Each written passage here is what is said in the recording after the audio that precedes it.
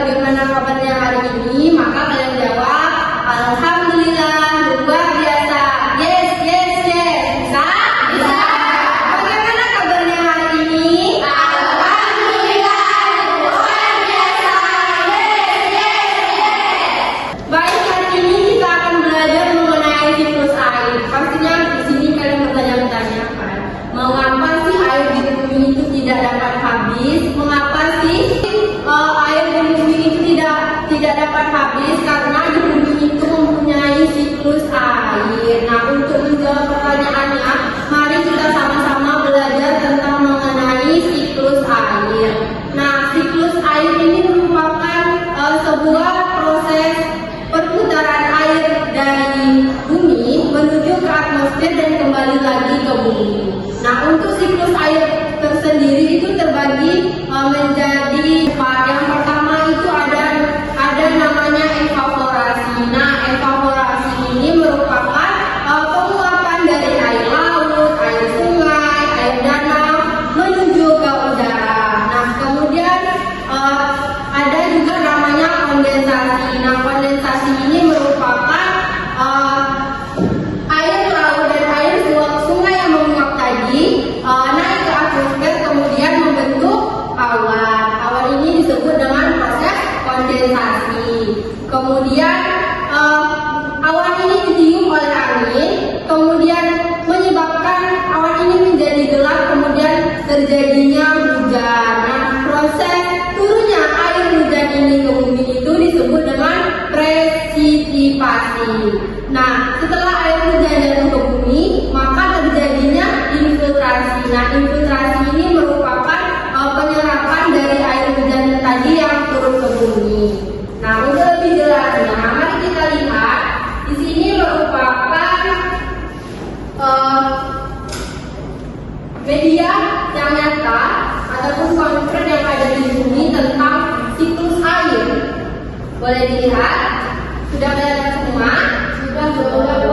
Di sini ada air laut, air sungai, dan air danau. Air laut, air sungai, dan air danau ini mengalami penguapan yang dinamakan dengan evaporasi. Nah, kenapa Bu terjadinya penguapan?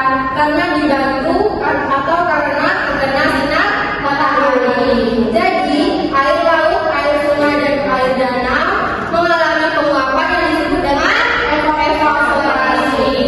Nah, kemudian penguapan tadi naik ke udara yang membentuk menjadi kumpulan awan yang disebut dengan kondensasi. Kemudian awan ini ditiup oleh angin yang menyebabkan awan itu menjadi gelap. Kalau awan menjadi gelap itu tandanya apa? Kemudian terjadinya hujan. Selanjutnya terjadi presipitasi, yaitu air hujan yang turun ke bumi. Nah, sebelum turun ke bumi itu tuh dia itu menghinggapi dulu dataran-dataran yang dapat dijangkau seperti aliran dari gunung, kemudian turun lagi ke tanah. Nah, setelah air hujan itu turun ke bumi, maka disebut dengan infiltrasi. Dia mengalami penyerapan dari air hujan tadi. Lalu Bu, ini kok ada namanya transpirasi.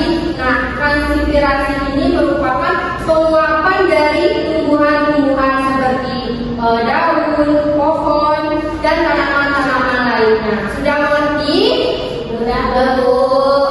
Nah, coba yuk kita ulang tahapan dari siklus air. Yang pertama ada apa?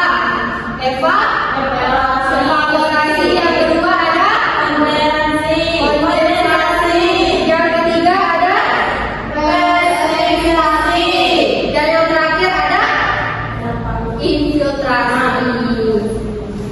Nah, selanjutnya Ibu akan bagi kalian menjadi dua kelompok. Sudah dibawa semua bahan yang Ibu suruh kemarin? Sudah, Bu. Akan buat tentang media siklus air. Masing-masing kelompok silakan membuat media tentang siklus air dalam waktu 10 menit. Bisa? Bisa. Sudah selesai?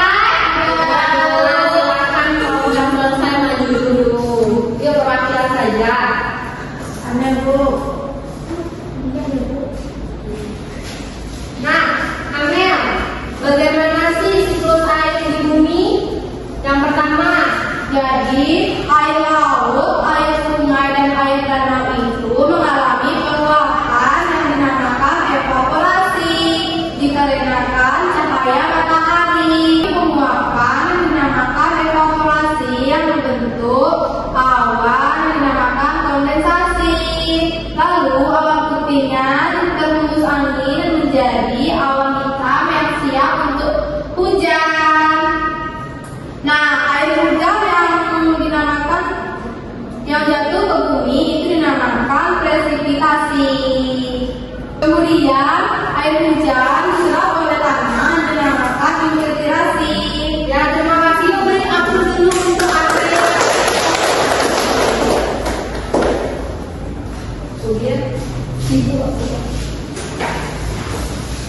Untuk lebih mengingat tentang tahapan siklus air, mari sama-sama kita nyanyikan lagu tentang siklus air. 1, 2, 3. Tahukah kawan-kawan air bergulih itu terjadi karena air ada siklusnya. Marilah kita lihat seperti apa prosesnya. Siklus air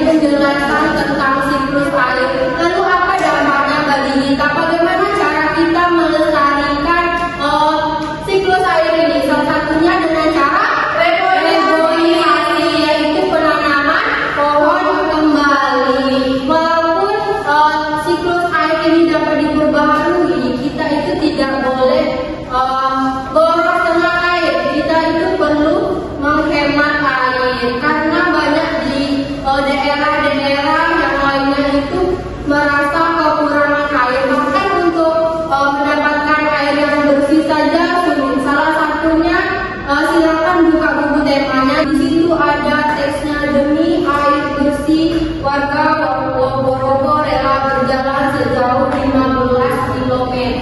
Silakan dibaca terlebih dahulu. Sudah, Bu. Nah, jika sudah, ada yang tahu itu termasuk dari teks apa? Teks yang kalian baca. Teks tersebut termasuk ke dalam teks non-fiksi. Mengapa termasuk ke dalam teks non-fiksi?